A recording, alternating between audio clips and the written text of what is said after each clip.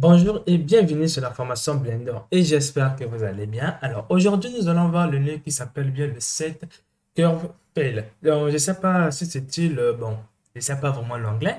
Alors ce nœud va vous permettre dans la précédente vidéo, je vous ai expliqué le nœud qui s'appelle bien le curve till qui permet d'avoir quelque chose de comme ça. Donc de tourner un peu l'objet tout autour d'une courbe, donc de le tourner. Et aujourd'hui, on avait toujours la fois dernière, on avait utilisé un nœud. Donc, on s'est passé par un nœud auquel je ne vais pas expliquer. Et aujourd'hui, je vais vous expliquer juste ce nœud. Donc, ce nœud que je vais pas expliquer, c'est juste, ça y est là. Donc, c'est le même projet que j'avais expliqué avant. Donc, dans la précédente vidéo, je vous ai expliqué ceci, mais en rapportant, j'ai aussi utilisé ce nœud. Donc, dans cette vidéo, je vais expliquer ce nœud qui permet lui-même de faire tourner une courbe, donc qui est bien sa propre définition, ça permet de faire tourner une courbe. Donc, si j'enlève ceci, je peux faire tourner une courbe en fonction d'angle que je veux. Donc, j'espère que vous le voyez très bien. Donc là, je vais faire tourner une courbe le long, je vais faire tourner les objets le long d'une courbe. Donc la courbe sera comme l'axe des rotations. Alors, nous allons revenir ici. Pour ceux qui ne savent pas le till c'est quoi, ça existe déjà dans Blender. Donc, si vous créez par exemple une courbe ici, je vais l'agrandir avec S et je passe en mode Edit. Et là, vous aviez ce petit truc qui est là qui permet de faire tourner une courbe. Là, ça marche pas. Donc, c'est pas parce que notre courbe n'a pas d'épaisseur. Donc, si nous passons sur cet objet ici et nous passons en mode Edit. Et là, comme on le voit bien, ce n'est pas une courbe, mon objet de départ n'est pas une courbe. Donc, vous ne pouvez pas avoir les paramètres de courbe ici. Donc, j'espère que vous avez au moins vu à quoi correspond bien le nœud que je vais vous montrer. Donc, ça correspond bien à l'opération qu'on fait ici pour tourner une courbe. Donc, tourner un objet tout autour d'une courbe. Alors, je vais tout supprimer pour vous expliquer cela dans les détails. Donc, euh, si je viens dans les géométries, non, ça c'est le compositing, je vais tracer ma vie avec la vue 3D, donc la vie que je suis en train de voir. Je vais venir ici dans Aligner et je vais cliquer ici. Je vais seulement rester là. Alors, je vais créer un objet. Donc, je vais par exemple venir ici. Je vais bloquer ma vie sur cet objet qui est là. Donc, c'est déjà bloqué. Alors, je clique sur New. Et là, on a quelque chose qui est comme ça. Donc, moi, je préférais que, puisque nous sommes en train de faire des courbes, je préférais que vous preniez des objets en forme de courbe. Donc, vous pouvez, par exemple, prendre un baiser ou un cercle. Moi, je prends un cercle. Je clique ici. Et maintenant, je vais l'enlever ici. Je vais maintenant aller chercher mon propre baiser qui existe. Donc, c'est bien ce nœud qui est là. Alors, une fois qu'on a fait ici, ce que nous allons maintenant faire, nous allons donner la forme à notre courbe.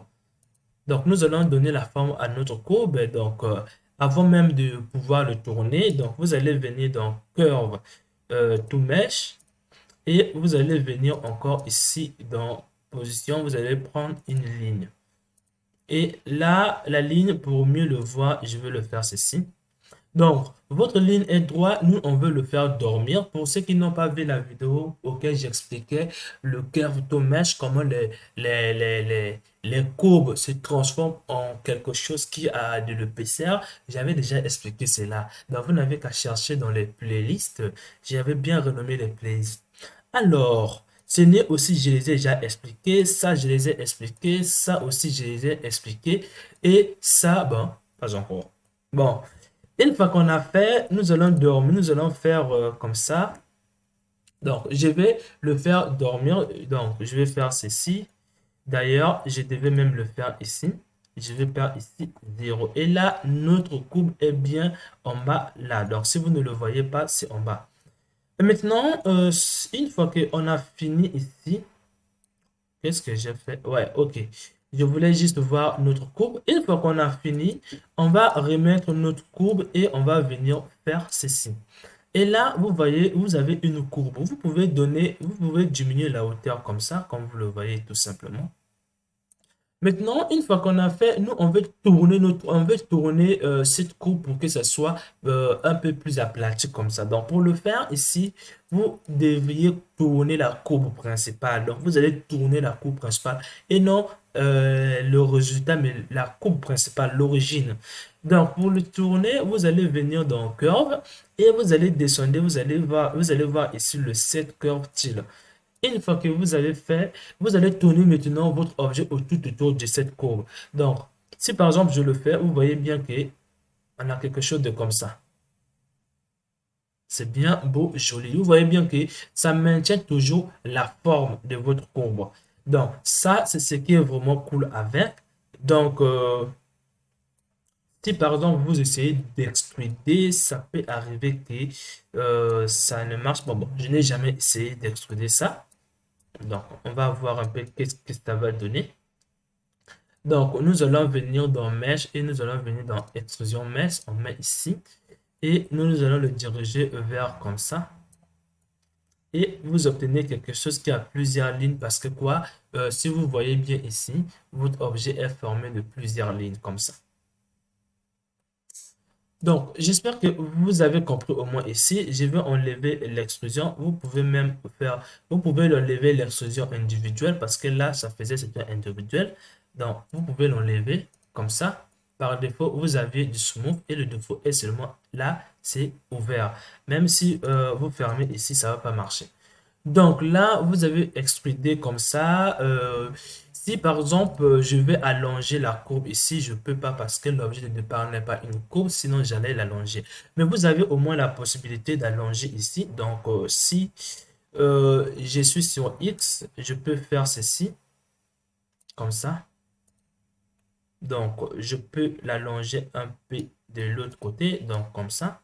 Et je peux encore augmenter la courbure. Donc, je vais l'augmenter comme ça de l'autre côté. OK. Et là, je vais le descendre un peu. Et là, on a quelque chose qui manque de subdivision. Donc, vous allez venir ici ajouter plus de subdivision. Vous allez avoir quelque chose de comme ça. Donc, j'espère que vous avez vu cela, comment ça fonctionne. Alors, on se retrouve dans la prochaine vidéo auquel je vais expliquer le nœud qui est bien là. Donc, qui permet de sélectionner le début et bien la fin, comme vous le voyez ici. On se retrouve à la prochaine.